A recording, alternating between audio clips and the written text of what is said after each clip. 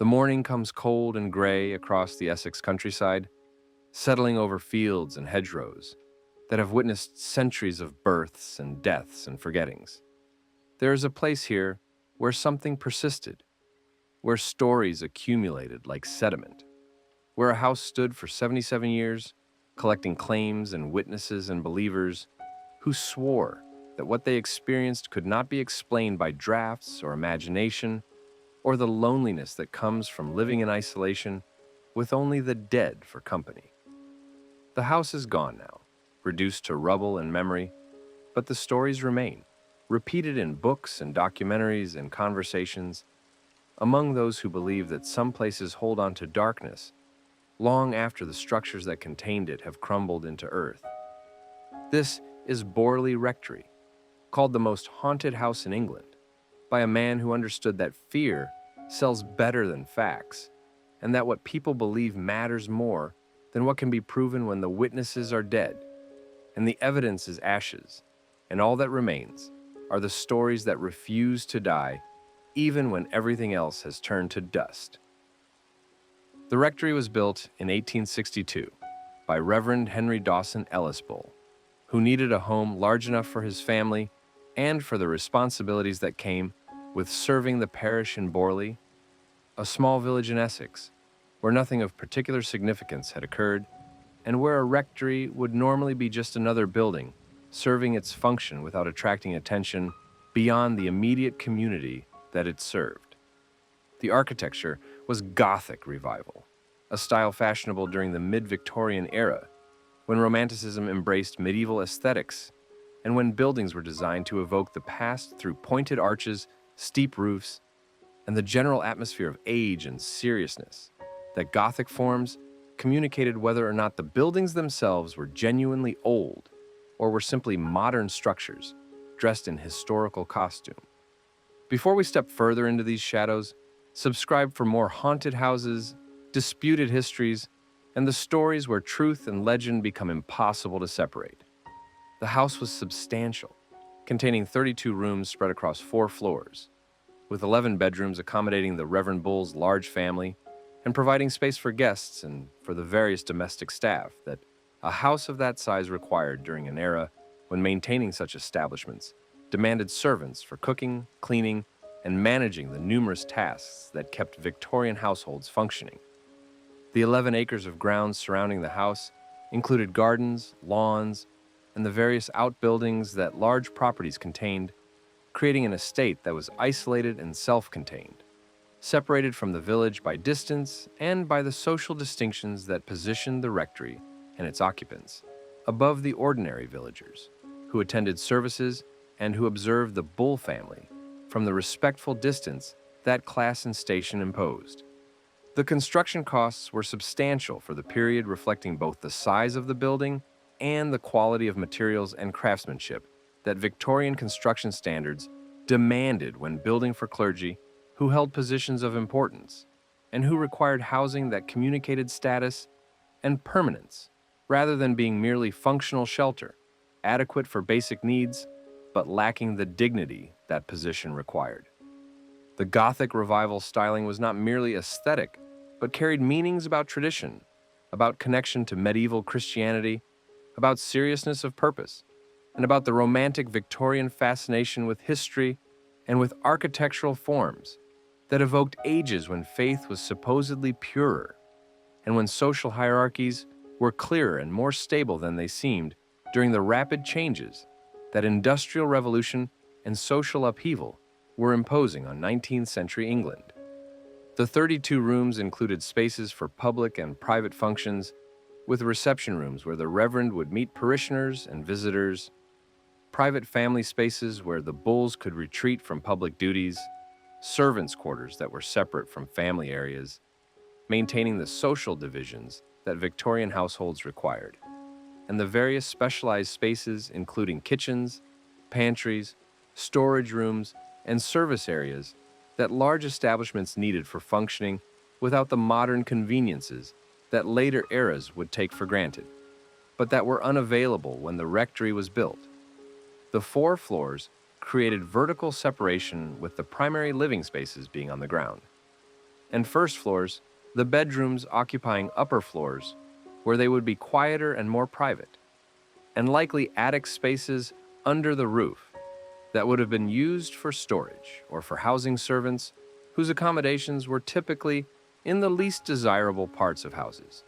where heat in summer and cold in winter, and the inconvenience of stairs were accepted as appropriate for their station. The 11 bedrooms suggest that the Reverend Bull had a large family or expected to have one, with Victorian clergy often having numerous children in an era before reliable birth control, and in a culture where large families were common and expected among those who could afford to raise multiple children to adulthood. The provision for guests reflected the social obligations that came with the position, with clergy expected to provide hospitality to visiting church officials,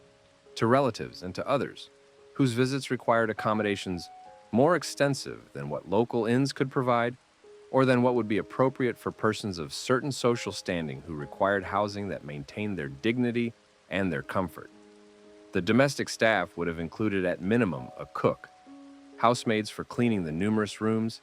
and for maintaining the standards of cleanliness and order that Victorian households demanded, possibly a butler or manservant for handling certain duties that male servants traditionally performed, gardeners for maintaining the 11 acres of grounds, and potentially other specialized servants, including ladies' maids, nursemaids for children, and others depending on the family's size and requirements. The servants' work was constant and demanding, with the 32 rooms requiring regular cleaning, with coal fires needing tending in multiple rooms during cold months, with laundry being a major undertaking in an era before washing machines when everything was done by hand,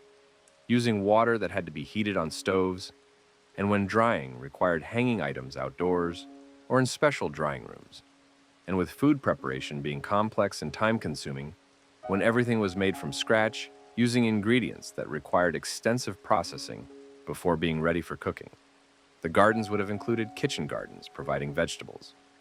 and herbs for household use, ornamental gardens displaying flowers, and creating pleasant views for family members, looking out from windows or walking in grounds during pleasant weather, and possibly orchards or other productive plantings that supplemented household food supplies,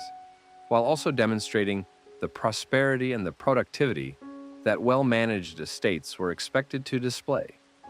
The outbuildings likely included stables for horses that would have provided transportation before automobiles became common,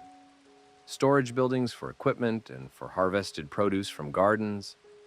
possibly workshops for maintenance and repairs that large properties required, and potentially cottages or quarters for outdoor servants, including gardeners and stablemen who needed housing, but who would not have been accommodated within the main house, where space was reserved for indoor servants whose duties required them being immediately available to family members. The isolation from the village was physical, with the 11 acres creating buffer space, separating the rectory from other buildings, and creating privacy that wealth and position expected. But the isolation was also social, with the Reverend and his family occupying positions that set them apart from ordinary villagers through education, through income, through social connections, and through the authority that came with being the spiritual leader of the parish, and with being the representative of the established church that held power and privilege that extended far beyond purely religious functions. The observation from respectful distance that villagers maintained reflected the rigid social hierarchies that Victorian England enforced through custom, through law, and through the internalized beliefs that convinced both upper and lower classes that the distinctions between them were natural and appropriate, rather than being arbitrary constructions that served the interests of those who benefited from inequality and from the deference that maintained their privileged positions. The rectory's dominance of the landscape and of the local social structure created an environment where the building itself became a symbol of authority and stability, a physical representation of the church's power and of the social order that positioned some people above others through birth, education, wealth, and institutional position, rather than through individual merit or achievement, creating a structure both architectural and social that would persist through generations until social changes and changing attitudes about class and privilege would eventually undermine the assumptions that had made buildings like Borley Rectory possible, and that had maintained the world that the bulls inhabited, and that would eventually crumble, along with the physical structure itself, when both became unsustainable in changed circumstances. The cost of maintaining such an establishment was considerable, with the servants' wages, the property upkeep, the heating and lighting expenses, the food and supplies needed for household and grounds, and the various other costs that accumulated requiring income that clergy positions provided through combinations of church salaries, income from church lands that many parishes controlled, and potentially private wealth that clergy families might possess, supplementing what their positions alone would provide. The Reverend Bull's ability to maintain the rectory and its grounds and its staff throughout his tenure until his death in 1892 suggests that his financial situation was secure and that the position provided adequately for supporting the lifestyle that the large house and extensive grounds required, creating stability that would continue under his son's occupancy until eventually changing economic conditions and changing social expectations would make maintaining such establishments increasingly difficult for churches and for families, who found that the costs exceeded what positions could support and what modern clergy and their families were willing to accept as appropriate ways of living. When society's values had shifted, and when the rigid hierarchies of Victorian England had softened into less formal but still present class distinctions. The architecture's permanence suggested that the builders and the original occupants expected that the rectory would stand for generations, serving its purpose and housing successive rectors and their families in comfort and dignity appropriate to their station, creating a monument to Victorian values and Victorian confidence in the permanence of the social and religious structures that the building physically represented and that were assumed to be as enduring as the brick and stone and timber from which the house was constructed, assumptions that would prove incorrect when both the social world and the physical structure would eventually be destroyed, leaving only ruins and memories and stories about what had existed when the rectory stood and when the world that created it still believed in its own permanence and rightness. Before we go deeper into the darkness, take a moment to subscribe. More haunted houses, more forgotten tragedies, and more stories that blur the line between history and horror. Coming soon. The Bull family lived in the rectory for decades, with Reverend Henry Dawson Ellis Bull remaining until his death in 1892, after which his son, Reverend Harry Foister Bull, took over the living and continued occupying the house where he had grown up and where his own family would continue the patterns of life that Victorian and Edwardian rectories imposed on their occupants through the demands of parish work and through the social expectations that came with position and property. The years passed without particular incident being recorded, without newspapers reporting anything unusual, and without the rectory attracting attention beyond what any large house in a small village naturally received from residents who observed comings and goings and who gossiped about the families who lived in houses that dominated landscapes and local hierarchies. The stories about hauntings began circulating during the late 1800s and early 1900s, though precise dates and original sources are difficult to establish because the earliest accounts were oral rather than written, passed between villagers and family members as folklore and as half-believed tales that people shared without necessarily asserting that they were completely factual or completely understood. The most famous story involved a ghostly nun said to wander the gardens, appearing along a path that became known as the Nun's Walk, with witnesses claiming to have seen a figure in dark robes moving silently along the established route, as if repeating a journey that had significance lost to time, but that apparently continued despite the passage of decades, and despite the physical impossibility of a spectral figure existing according to accepted scientific understanding of reality and death. The legends surrounding the nun involved various explanations and embellishments that accumulated as the story was repeated, with some versions claiming that she had been a nun from a nearby convent who had fallen in love with a monk and who had been punished for the relationship through being walled up alive or executed, creating a tragic story that explained why her spirit would remain bound to the location where she had suffered.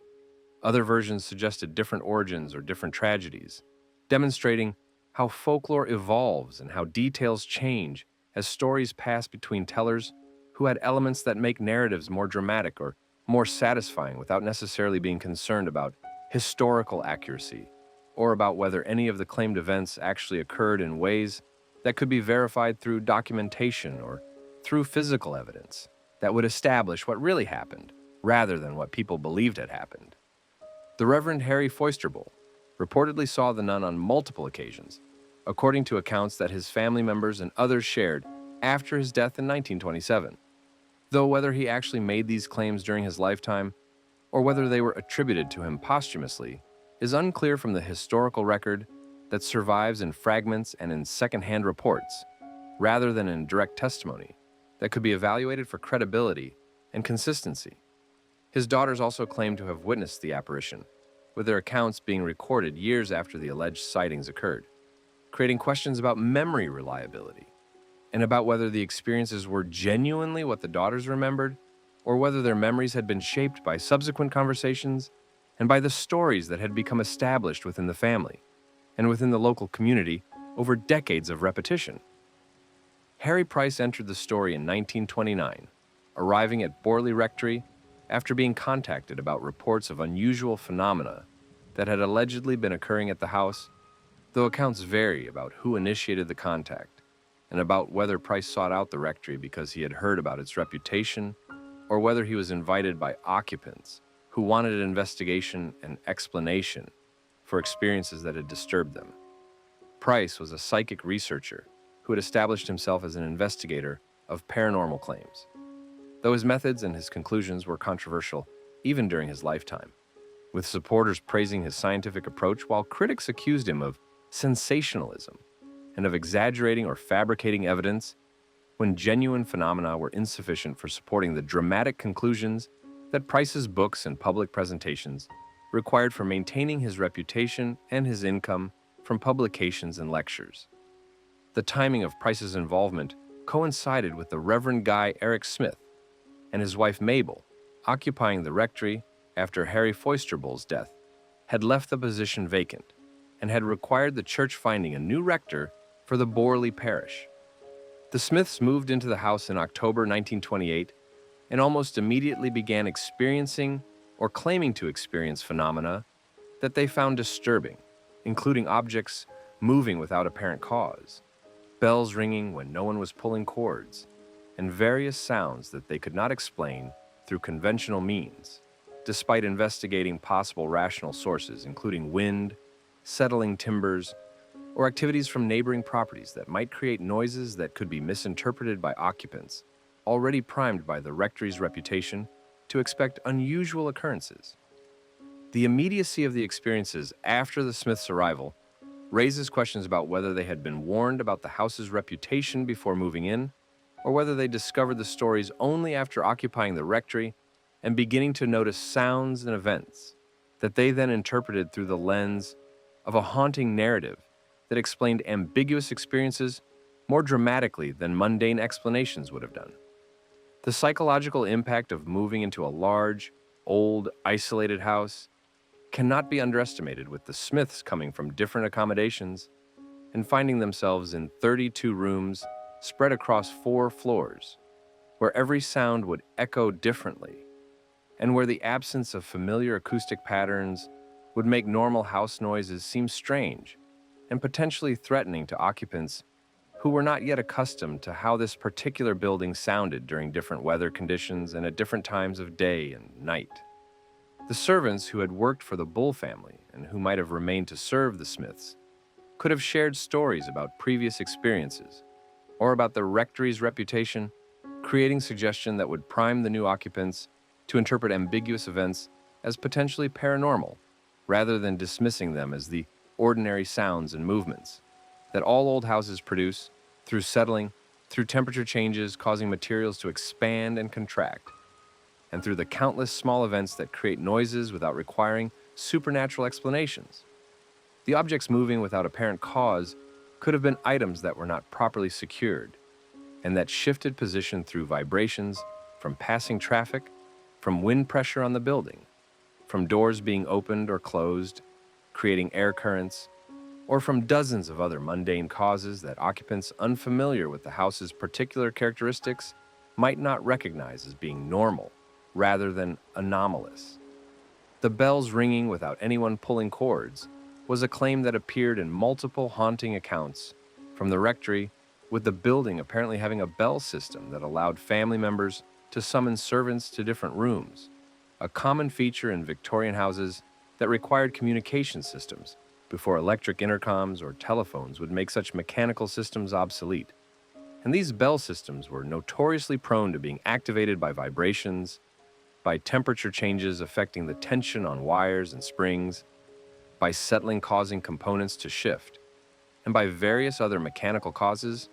that would make bells ring without anyone deliberately pulling the cords that were supposed to be the only way to activate them. The investigation of possible rational sources that the Smiths reportedly undertook suggests that they were not immediately convinced that supernatural causes were responsible, and that they attempted to find conventional explanations before concluding that the phenomena were genuinely anomalous, though the extent and rigor of these investigations is unclear from the historical record. And it is possible that the Smiths' searches for rational causes were cursory rather than systematic, and that they missed obvious explanations because they lacked technical knowledge about building acoustics, about how bell systems functioned and malfunctioned,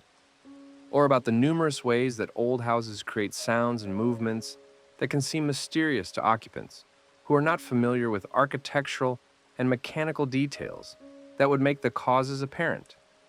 The wind was particularly likely to create sounds in a large house, with many windows and doors where seals had likely deteriorated over decades, allowing air to enter and creating whistles, rattles, and other noises that could sound eerie or unexplained to occupants who were listening in darkness or in silence, where background noise did not mask the sounds that wind creates when passing through gaps and across surfaces and through the various openings and passages that buildings contain. The settling timbers were inevitable in a structure built in 1862 and now over 60 years old when the Smiths moved in, with the house having gone through countless cycles of expansion and contraction as seasons changed and as moisture levels varied, creating stresses in wooden structural members that would occasionally release through sharp cracking sounds or through creaks and groans that could startle occupants, and that could seem to have no source when they were actually coming from within walls, or within floor structures, or from ceiling joists that were invisible to observers, but that were constantly adjusting to loads and stresses that buildings experience.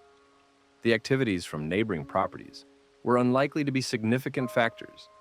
given the rectory's isolation and the 11 acres separating it from other buildings. But sounds can travel surprising distances in quiet rural areas, especially at night when other noises are absent and when atmospheric conditions can carry sounds from farms or from the village, creating impressions that noises are closer or are originating from different directions than their actual sources would suggest to listeners who are trying to identify where sounds are coming from and who might misattribute distant sounds to local causes, including to events occurring within the rectory itself. The reputation that the rectory already possessed by 1928 was substantial enough that the Smiths would almost certainly have heard stories, either before moving in or very shortly after arriving, from servants, from villagers, or from others connected to the parish, who knew the legends and who would have shared them with new occupants, either as warnings, as interesting local lore, or simply as gossip that small communities engage in when newcomers arrive, and when there are dramatic stories to tell about places and about previous residents who had claimed to experience unusual phenomena. The priming effect that knowing about alleged hauntings creates is well documented in psychological research, with studies showing that people who are told that locations are haunted report significantly more anomalous experiences than people in identical locations who are not given that suggestion, demonstrating that expectation powerfully shapes perception, and that people who believe they might encounter ghosts are more likely to interpret ambiguous stimuli as being ghostly rather than finding mundane explanations that would be more obvious to observers who were not expecting paranormal activity. The Smiths' religious background as clergy and clergy spouse meant that they would have had theological frameworks for thinking about spirits and about the supernatural, with Christianity traditionally accepting the existence of spirits, both good and evil. Even while contemporary, educated religious figures might have been skeptical about ghosts and about hauntings that church doctrine did not strongly support as being consistent with beliefs about what happens to souls after death. The isolation that the Smiths experienced living in a large house, separated from neighbors and from the village social life, would have created psychological conditions where small events took on greater significance than they would have in more populated settings, where other people's presence would provide reality checks and would normalize experiences that could seem more dramatic when experienced alone or with only a spouse for company in a building that was far too large for two people, and that would have felt empty and echoing in ways that smaller, cozier accommodations would not have created. The financial pressures that clergy families faced during the 1920s, when economic conditions were difficult following World War I, and when church revenues were declining as attendance dropped and as donations decreased, might have created stress that manifested through heightened anxiety and through increased sensitivity to environmental stimuli, creating a situation where the Smiths were psychologically vulnerable to being disturbed by sounds and events that they might have dismissed or ignored if they had been in better mental states and if they had not been dealing with the numerous stresses that moving to a new position and establishing themselves in a new community while maintaining a large old building would have created. The servants' reactions to the alleged phenomena would have been important, with their responses either validating the Smiths' concerns, if servants also reported unusual experiences, or potentially increasing the Smiths' doubts if servants seemed unconcerned and attributed noises and events to normal house behavior that they had become accustomed to during years of working in the building under previous occupants. The lack of detailed contemporary documentation of exactly what the Smiths experienced and exactly when they experienced it makes assessing their claims difficult, with most of what is known coming from later accounts, written after the rectory had become famous and after the Smiths had left, creating opportunities for memories to have been shaped by subsequent events and by the narratives that had developed around Borley, making it impossible to know whether the Smiths' later descriptions accurately reflected their initial experiences or whether the accounts had been embellished or altered either consciously or unconsciously, as the Smiths processed their time at the rectory through the lens of everything that had been claimed and written about the building in the years and decades following their departure. The comparison with previous occupants' experiences is complicated by the fact that the Bull family had lived in the house for decades, without apparently being driven out by phenomena, even if they had noticed unusual events, suggesting either that the Smiths were more sensitive, or that phenomena had intensified, or that the Smiths were less tolerant of ambiguous experiences, or that some combination of personality, expectation, and circumstance made the Smiths react more strongly to a building that previous occupants had found tolerable, despite whatever unusual characteristics it might have possessed. The decision to contact the Daily Mirror, rather than simply leaving quietly or requesting a transfer to a different parish, suggests that the Smiths wanted their experiences documented and publicized, creating questions about their motivations and about whether they were genuinely seeking help and explanation, or whether they were influenced by possibilities of attention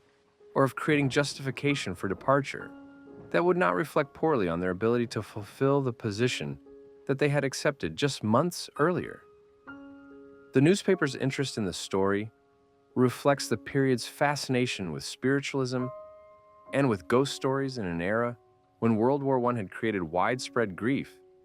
and had made millions receptive to ideas about communication with the dead, and about the possibility that spirits persisted and could interact with the living world, creating a cultural moment when haunting claims received serious attention, rather than being dismissed as superstition or as evidence of mental instability that earlier or later eras might have assumed explained reports of ghosts and paranormal phenomena. The Smiths contacted the Daily Mirror newspaper, which sent reporters to investigate, and which published accounts that brought national attention to Borley Rectory, transforming it from a local curiosity into a phenomenon that attracted interest far beyond Essex, and that established the house's reputation as being genuinely haunted, rather than just being the subject of village gossip and family stories that had limited circulation. The newspaper coverage mentioned Harry Price, who then arranged to visit the rectory and to conduct investigations that would form the basis for his later books, and that would cement Borley's status as England's most haunted house, a designation that Price himself promoted,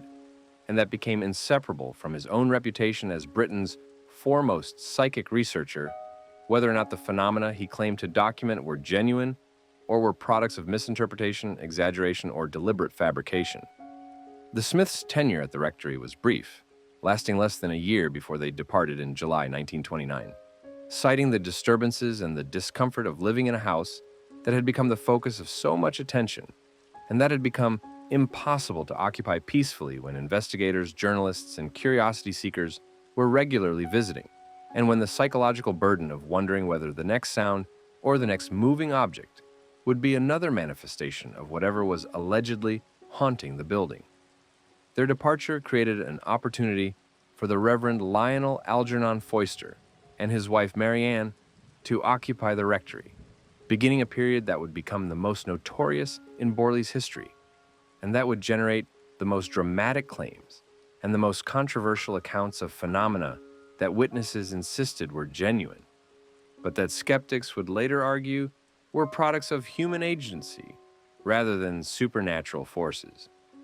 The Foisters moved into the rectory in October 1930,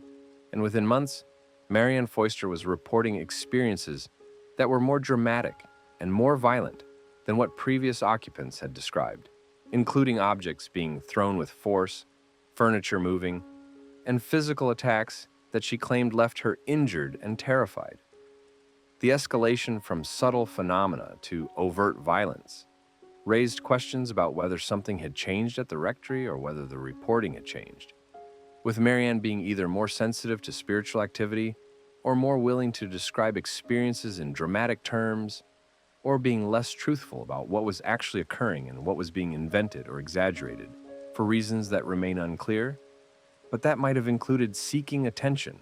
or seeking to force a departure from a house and a situation that she found intolerable for reasons unrelated to hauntings. The messages on walls became central to the Foister-era claims,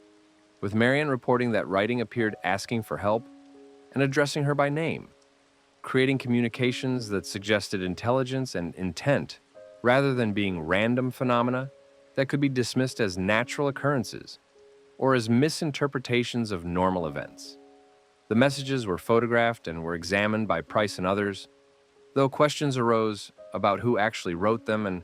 whether they were genuine paranormal manifestations or whether they were created by human hands, either through deliberate hoaxing or through unconscious actions that Marianne might have performed while in dissociated psychological states that she later could not remember or acknowledge. The handwriting analysis that was conducted proved inconclusive, unable to definitively establish authorship or to rule out the possibility that Marianne herself had written messages that she then claimed to have discovered rather than created. The poltergeist activity that Marianne described included phenomena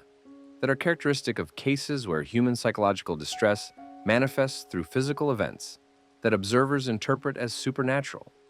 but that researchers often attribute to psychokinetic effects, where unconscious mental processes somehow influence physical objects without the conscious awareness or intent of the person generating the phenomena. The pattern of violent activity centered on Marianne and diminishing when she was absent from the house suggested that whatever was occurring was connected to her presence rather than being inherent to the building itself, supporting interpretations that emphasized psychological factors over supernatural explanations, but not definitively proving either theory, because the mechanisms by which human minds might influence physical reality remain poorly understood and controversial even among researchers who accept that such phenomena might occur.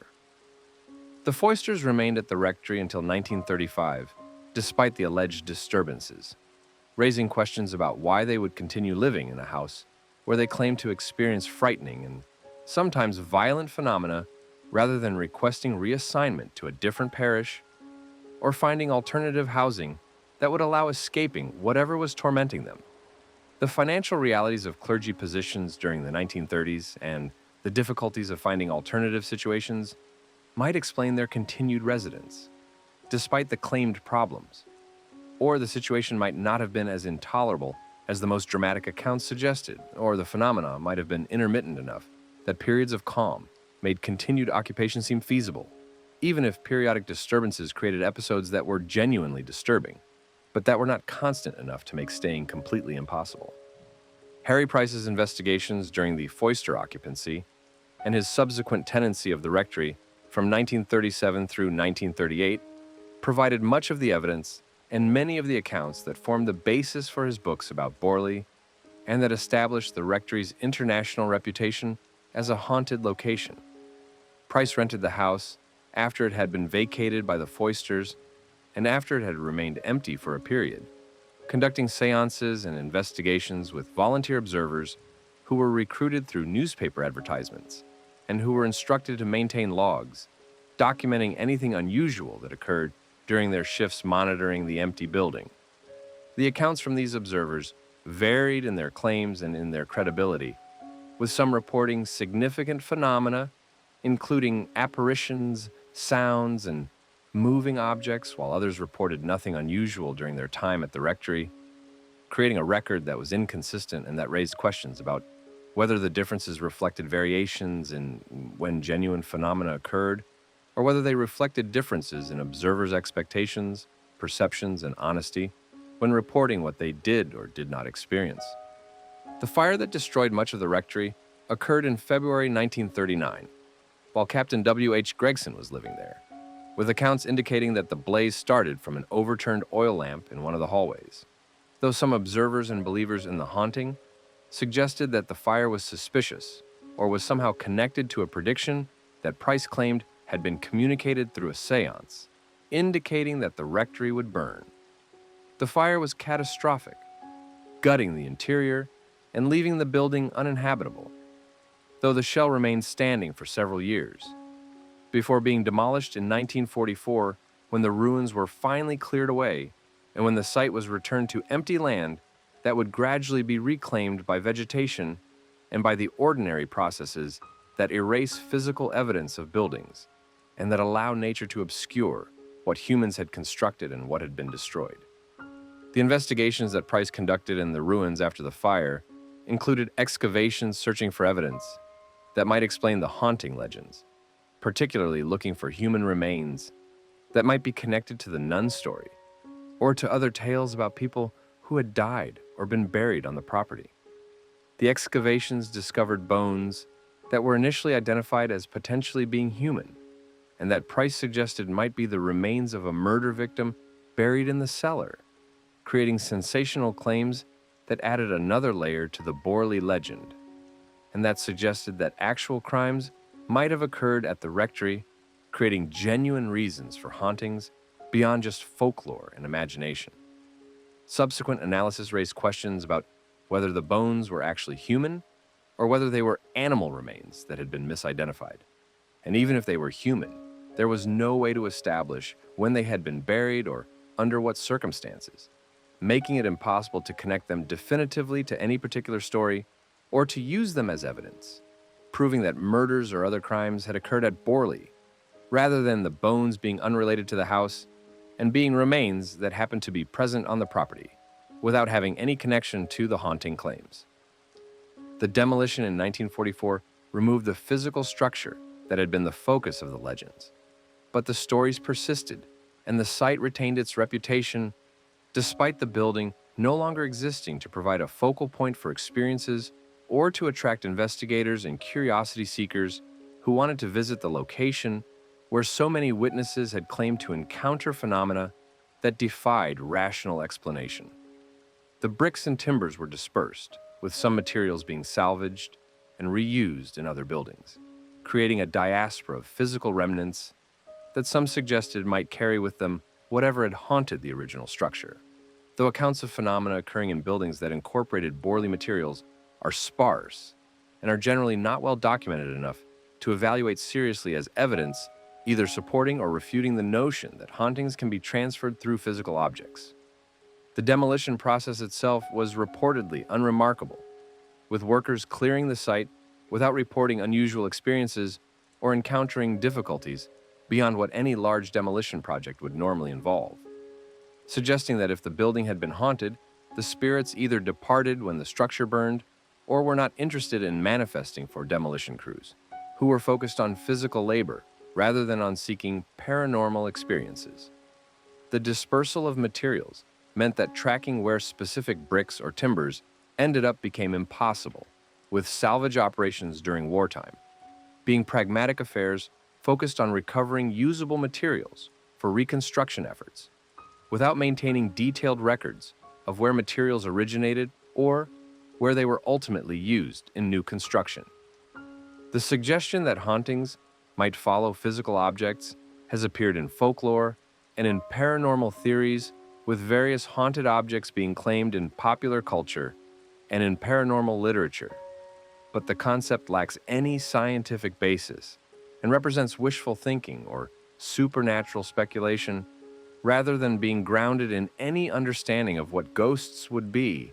if they existed and how they would relate to physical matter.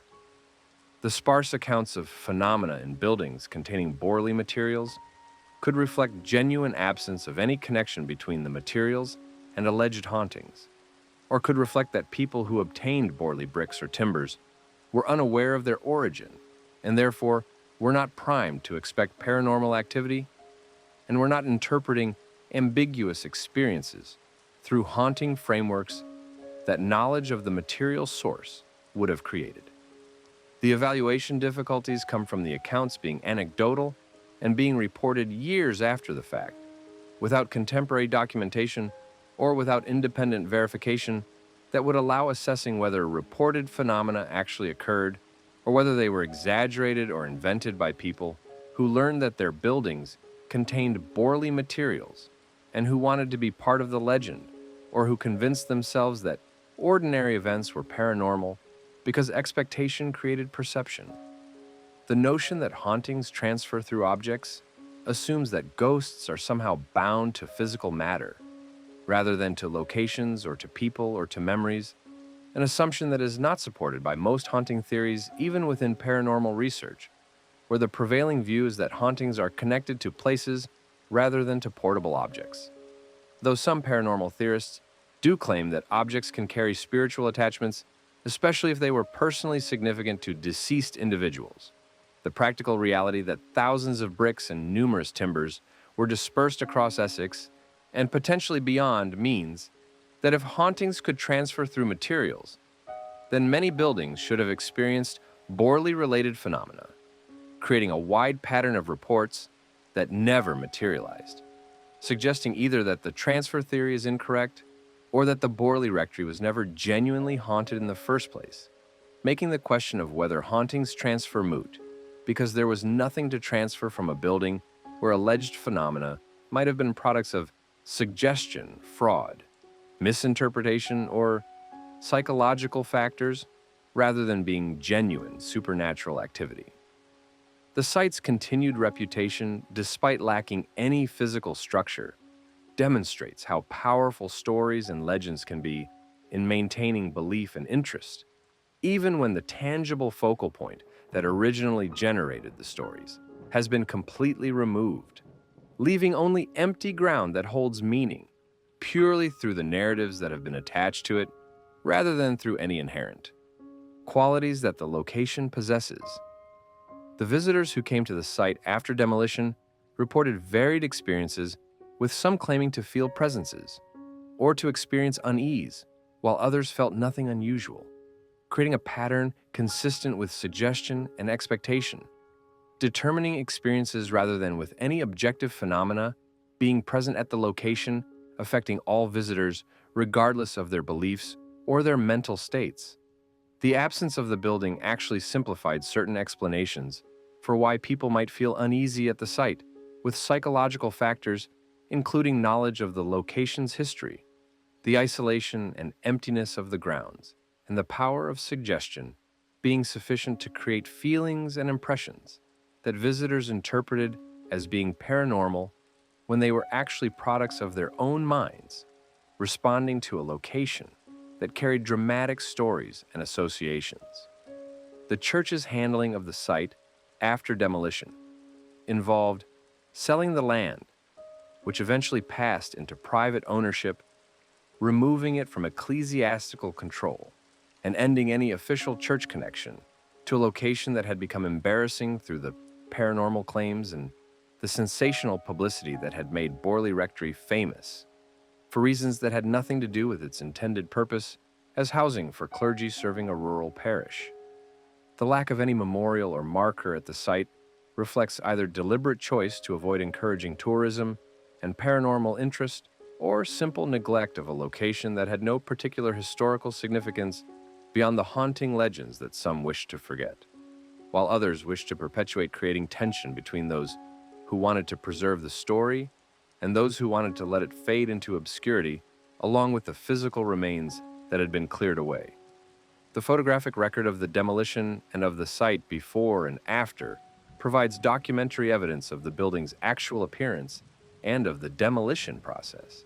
offering tangible proof that the rectory was a real structure that existed and was destroyed rather than being purely legendary or mythical, as some locations with haunting reputations prove to be when investigation reveals that buildings never existed or that claimed histories are fabricated. The skeptical reassessment of Borley Rectory began during Price's lifetime and intensified after his death in 1948, when researchers gained access to his papers and began examining his methods and his claims more critically than had been possible while he was alive and able to defend himself and to shape the narrative through his publications and his public statements. The Society for Psychical Research published analyses arguing that many of the phenomena Price had reported were either exaggerated, misrepresented, or fabricated, suggesting that Price had manipulated evidence and had coached witnesses to support conclusions that would make his books more sensational and more commercially successful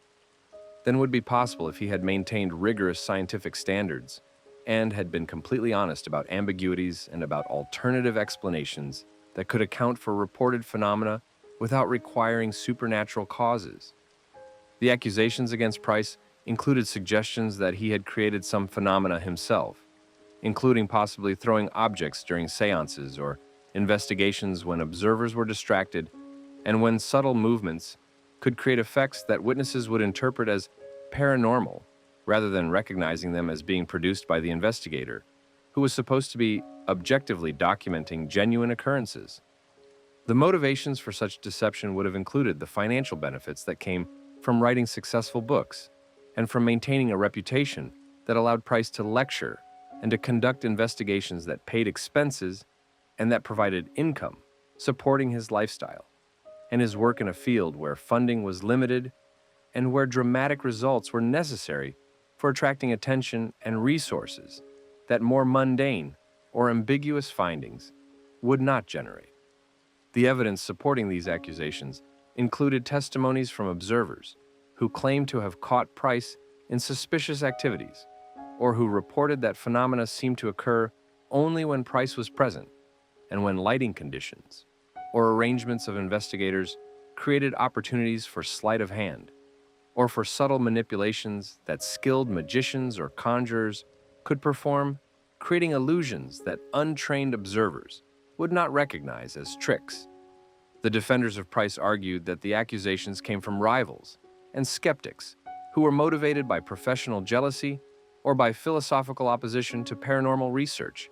and who were attempting to discredit Price's work and reputation through unfounded claims that could not be definitively proven, but that created doubt and controversy that damaged Price's credibility and legacy. The difficulty of definitively proving or disproving the fraud allegations reflects the fundamental problem with paranormal investigation, where events occur in conditions that do not allow for controlled observation, and where the very nature of the phenomena being investigated makes distinguishing between genuine occurrences and clever fakery nearly impossible, especially when investigators have incentives for finding dramatic results and when witnesses are predisposed to believe in paranormal explanations. The lasting impact of the accusations means that Price's work on Borley Rectory cannot be accepted uncritically, and that his findings must be evaluated with awareness that his methods and his honesty have been questioned by serious researchers who examined his records and who concluded that, at minimum, Price exaggerated evidence and at worst deliberately fabricated phenomena, creating a legacy where his most famous case remains controversial, and where the truth about what actually happened at Borley remains obscured by questions about the reliability of the primary investigator, whose accounts shaped public understanding of the haunting. The Foister claims also came under scrutiny, with researchers suggesting that Marianne Foister might have created many of the phenomena herself, either through conscious hoaxing or through psychologically driven actions that she might not have fully controlled or remembered, with the possibility being raised that she was in a troubled marriage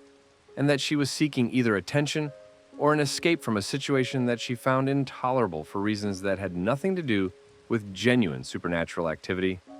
but that she could address through creating a situation where departure became necessary and where blame could be placed on external forces rather than on human relationships or decisions. The evidence for this interpretation included the observation that phenomena centered on Marianne and that they diminished in her absence,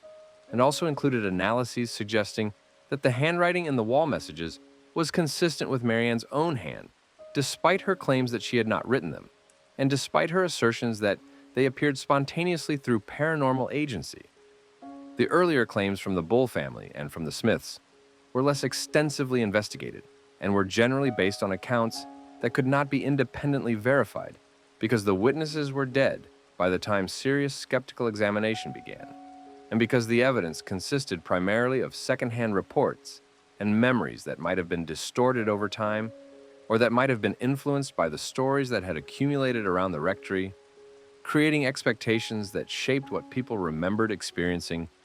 or what they claimed to have experienced when telling stories that had become part of family lore or local legend. The nun sightings in particular proved impossible to verify or refute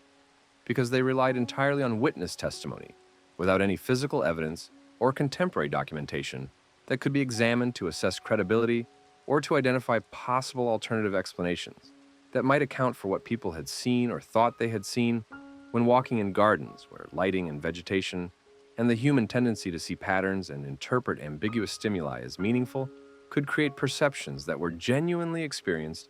but that did not correspond to any objective external reality. The enduring appeal of the Borley Rectory story, despite the skeptical analyses and despite the evidence, suggesting that much of what was claimed was either exaggerated or fabricated, reflects the power that ghost stories hold in popular imagination, and reflects the reality that people want to believe in hauntings,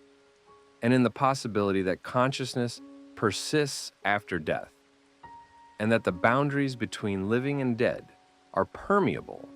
allowing communication and interaction that conventional science insists is impossible, but that millions of people continue to accept as being real, based on personal experiences or based on accounts from others whose testimony they trust. The human need for meaning and for connection with the dead creates powerful motivations for believing in ghosts, regardless of what evidence or lack of evidence suggests.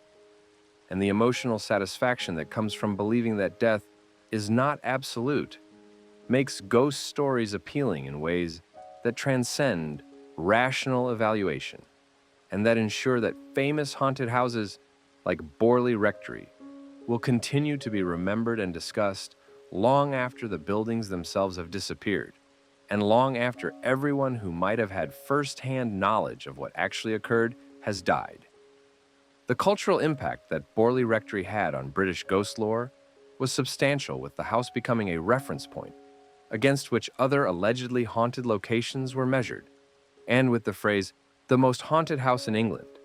becoming permanently associated with Borley, despite the questions about whether the haunting was genuine or whether it was largely the product of Harry Price's promotional genius and his ability to craft narratives that captured public imagination while obscuring the ambiguities and the alternative explanations that might have led more cautious observers to conclude that the evidence was insufficient for supporting strong claims about supernatural activity. The books that Price wrote about Borley became classics in paranormal literature, remaining in print and remaining influential despite the criticisms and despite the evidence that Price's methods were questionable and that his conclusions were not supported by the kind of rigorous investigation that scientific examination of extraordinary claims requires before acceptance as being even provisionally established, let alone definitively proven. The television documentaries and the numerous books written by other authors after Price's death ensured that Borley Rectory remained in public consciousness and remained a subject of fascination for people interested in hauntings and in the question of whether houses can retain impressions of past events or past occupants in ways that allow those impressions to manifest through phenomena that living observers can experience. The site itself became a destination for paranormal enthusiasts who visited the location where the rectory had stood, walking the grounds and attempting to experience or to photograph evidence of continuing spiritual activity despite the building being gone, and despite no obvious reason why phenomena would persist when the structure that had been the focus of the legends had been demolished and cleared away 7 decades earlier. The reports from these contemporary visitors are generally not compelling, with photographs showing ambiguous shadows or lights that could be explained through normal photographic artifacts, and with experiences described in vague terms that could reflect suggestion and expectation rather than genuine encounters with anything paranormal. The legend of the ghostly nun persists in local folklore, with the story being retold by tour guides and in books about British hauntings, despite the lack of any credible evidence that a nun ever walked the grounds, or that any tragic love affair ever occurred involving religious persons connected to Borley. The story's persistence demonstrates how narratives can become established and can continue being repeated even when their origins are uncertain and when their factual basis is non-existent, with the tale serving functions that go beyond simple truth-telling and that include providing local color, creating tourism appeal,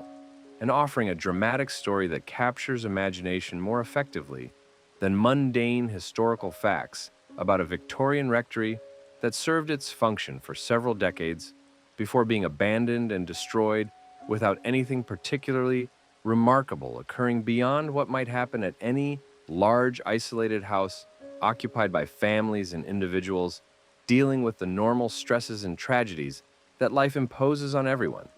regardless of whether they live in supposedly haunted buildings or in completely ordinary houses that never attract attention or never generate stories worth remembering beyond immediate families. And the psychological factors that might have contributed to experiences at Borley Rectory include isolation, suggestion, and the effects that living in a large old house could have on occupants who were aware of its reputation and who were therefore primed to interpret normal sounds and events as being potentially paranormal. The isolation of the rectory from the village and from neighbors would have meant that occupants spent long periods alone or with only family members for company, creating conditions where sounds would seem more significant than they would in more populated settings, where background noise and the presence of other people would provide context and would make individual sounds seem less mysterious or threatening. The suggestion that came from knowing the house's reputation would have created expectations that made occupants more likely to notice and remember unusual events, while ignoring or forgetting the countless hours when nothing unusual occurred, creating a biased sample of experiences that emphasize the mysterious while downplaying the mundane and ordinary aspects of daily life that actually constituted the majority of time spent in the building. The social factors that influenced the Borley story include the class dynamics of Victorian and Edwardian England, where the rectory and its occupants held elevated positions in village society, and where the stories that circulated about the house and the Bull family would have been shaped by the deference and the distance that class barriers imposed. The servants who worked at the rectory and the villagers who observed the house from outside would have had their own perspectives and their own stories that might have differed from the accounts that family members provided, but those perspectives are largely absent from the historical record because lower-class voices were not recorded and were not considered important enough to preserve, when investigators and writers were documenting the haunting legends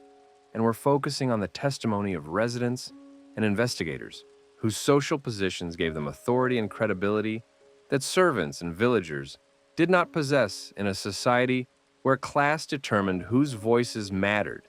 and whose stories were worth recording for posterity. The fire that destroyed the rectory in 1939 might have been simply the accident that official reports indicated, or it might have been arson committed by someone who wanted to destroy the building for reasons that had nothing to do with ghosts, but that might have included wanting to collect insurance money or wanting to eliminate a structure that had become an embarrassment or a burden. The investigation into the fire's cause was apparently not extensive or was not well documented, leaving questions about whether the explanation of an overturned oil lamp was actually established through physical evidence, or whether it was simply the most convenient explanation that authorities accepted without conducting the kind of thorough investigation that might have revealed whether the fire started accidentally or whether it was deliberately set. The timing of the fire occurring shortly after Price's seance had allegedly predicted that the building would burn could have been purely coincidental, or it could have been a self-fulfilling prophecy where someone who knew about the prediction decided to ensure that it came true, either for theatrical effect or for practical reasons that the destruction would serve. The site where the rectory stood remains private property, with no public access and with no markers indicating the location beyond what local knowledge provides to those familiar with the history and the geography. The absence of physical presence means that Borley Rectory exists now only in memory and in the accounts that have been preserved through books and through the stories that continue to circulate among people interested in hauntings and in the history of paranormal investigation in England. The site is just empty ground now, grass and perhaps some foundation traces if one knew where to look, but nothing that would tell a casual observer that this was once one of the most famous buildings in Britain, and that this location was the focus of investigations and debates that continued for decades after the structure was destroyed, and that continue even now among researchers, arguing about what really happened and about whether anything genuinely paranormal ever occurred at Borley, or whether the entire legend was constructed through human imagination, human deception, and human need for believing in things that transcend the material world and the finality of death. The question of what actually haunted Borley Rectory, if anything genuinely did haunt it, remains unanswered and probably unanswerable, given the passage of time and the death of all witnesses and the destruction of the building itself. The various theories include actual spiritual activity by entities that once lived or died at the location, psychological phenomena generated unconsciously by occupants under stress, deliberate fraud committed by residents or investigators seeking attention or profit, mass suggestion and hysteria amplified by reputation and media coverage, and mundane physical causes including sounds from wildlife, structural settling, drafts, and other normal house behaviors that were misinterpreted by occupants, expecting hauntings and therefore primed to see supernatural explanations for ordinary events. Each theory has supporters, and each theory has evidence that can be interpreted as supporting it, while other evidence can be interpreted as refuting it, creating a situation where certainty is impossible and where personal biases and prior beliefs about the paranormal will inevitably influence which explanation seems most convincing to each person encountering the Borley story and deciding what to make of the contradictory accounts and the ambiguous evidence. The legacy that Borley Rectory left is not primarily about whether the house was genuinely haunted, but is instead about how ghost stories function in culture and about how reputation and legend can transform an ordinary building into something extraordinary through the accumulation of stories and claims that take on lives of their own, independent of whatever factual basis they might or might not have had originally. The rectory was just a house, a large Victorian building serving its intended purpose as housing for clergy and family, but it became something more through the stories that attached to it and through the investigations and publications that transformed it into a symbol of haunted houses generally and into a reference point in debates about whether ghosts exist and about whether consciousness persists after death in forms that can interact with living persons and with physical reality. The building is gone, but the stories remain, repeated in new books and new documentaries and new conversations among people who discover the Borley legend and who find themselves drawn into the mystery and into the question of what really happened in a remote Essex rectory. During the decades when it stood and when people lived there claiming to experience things that science insists cannot happen, but that human experience suggests might be more complicated than materialist philosophies acknowledge. The morning comes cold and gray across the Essex countryside, settling over fields and hedgerows, an empty ground where once a large house stood and where people claimed to see and hear and experience things that they could not explain. The building is gone, the witnesses are dead, the investigator who made the house famous is dead, but the stories persist, repeated and debated and remembered by people who were not there and who will never be able to verify what actually occurred beyond reading the accounts and deciding what they find credible and what they find doubtful, when weighing testimony and evidence that is incomplete and contradictory and shaped by interests and biases that make simple truth difficult or impossible to establish. Some places hold stories better than they hold structures, and some legends survive when all physical evidence has crumbled into dust. Borley Rectory is gone, but Borley Rectory remains, not as bricks and timber, but as tale and mystery and question that refuses to be answered definitively, because the nature of the unknown is that it resists certainty, and because fear and wonder and the human need for believing in things beyond death do not require proof to persist through generations of telling and retelling until no one remembers what was real and what was imagined, and until the distinction between truth and legend becomes irrelevant compared to the power that the stories hold over those who encounter them, and who find themselves unable to dismiss completely the possibility that something unexplained happened in a place that no longer exists, except in memory and in the accounts that preserve what witnesses claimed and what investigators concluded, and what skeptics denied, leaving us with fragments and doubts, and the uncomfortable awareness that certainty is rare,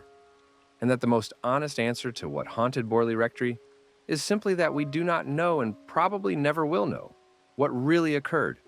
when the building stood and when people lived there and when whatever happened happened or did not happen, depending on whether you believe the witnesses or believe the skeptics, or believe that the truth lies somewhere between the extremes where neither explanation fully satisfies and where the mystery remains.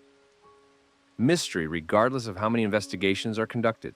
or how many books are written, attempting to solve what might be unsolvable because the evidence has burned and the witnesses have died. And all that remains are the stories that refuse to fade, even when everything else has turned to ash and memory. If these stories of belief and fear draw you in, if you find yourself wondering what really happened when people claimed to encounter things they could not explain, subscribe for more investigations into the places where history and legend blur and where the question is not whether ghosts exist, but whether the stories about them tell us something true about fear and about the human need for believing that death is not the end, and that some presences persist even when all logic insists they cannot, and even when all evidence suggests that what people experienced was something other than what they believed they were experiencing when they walked through dark hallways and heard sounds and saw shapes and felt presences that might have been real or might have been products of isolation and suggestion and the power that old houses have over minds that are primed to find meaning in shadows and significance in sounds that might be nothing more than wind and settling timbers and the ordinary processes that all buildings undergo when they age and when they stand empty in remote locations, where loneliness and darkness make imagination active, and where belief becomes its own form of evidence, regardless of what science or skepticism might say about the impossibility of the claims.